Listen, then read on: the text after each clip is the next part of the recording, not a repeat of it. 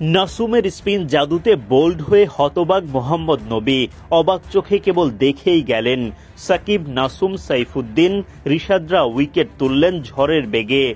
সিরিজের সেরা ক্যাচগুলো নিলেন শামীম, নাসুমরা। হোয়াইট ওয়াশ আটকাতে নেমে হাঁটু কাঁপাকাঁপি এশিয়ার দ্বিতীয় সেরা দলটার।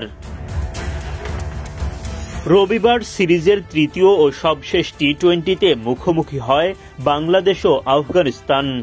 টস জিতে আগে বোলিংয়ের সিদ্ধান্ত নেন বাংলাদেশ অধিনায়ক জাকের আলী অনিক। আফগান ব্যাটারদের শুরুতেই চেপে ধরেন শরীফুল, নাসুম, সাইফুদ্দিনরা। তৃতীয় ওভারে শরীফুল ইসলামের প্রথম আঘাত, নুরুল হাসান সোহানের ক্যাচে বিদায় নেন ইব্রাহিম জাদরান। আফগানদের আরেক ওপেনার রহমানুল্লাহ গুরবাজকে ফেরান নাসুম আহমেদ। চলতি সিরিজের সেরা ক্যাচটাই যেন লুফে নেন শামীম পাটোয়ারি। উল্লাসে ফেটে পড়েন নাসুম। 24 রানেই দ্বিতীয় উইকেট হারায় আফগানিস্তান। 39 রানে গিয়ে তাদের তৃতীয় উইকেট তুলে নেন মোহাম্মদ সাইফুদ্দিন।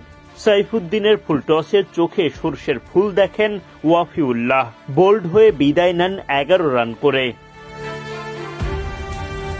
সাইফুদ্দিন নিজের দ্বিতীয় শিকারে পরিণত করেন সিদ্দিকুল্লাহ আতালকে। তানজিদ তামিমের ক্যাচে 28 রান করে বিদায় নেন সেট ব্যাটার আতাল।